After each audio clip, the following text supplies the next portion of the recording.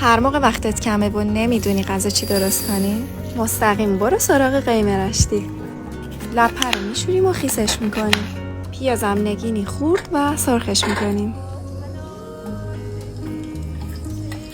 پیاز که عصبی شد، گوشت چرخ کرده رو اضافه و تفتش میدیم. رنگ گوشت که عوض شد، رو به گوجه و لپه هم اضافه میکنیم.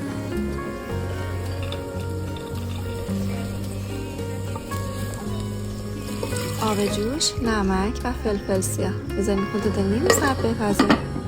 لازمه یه همچین خورشتی سیب زمینی سرخ شده است.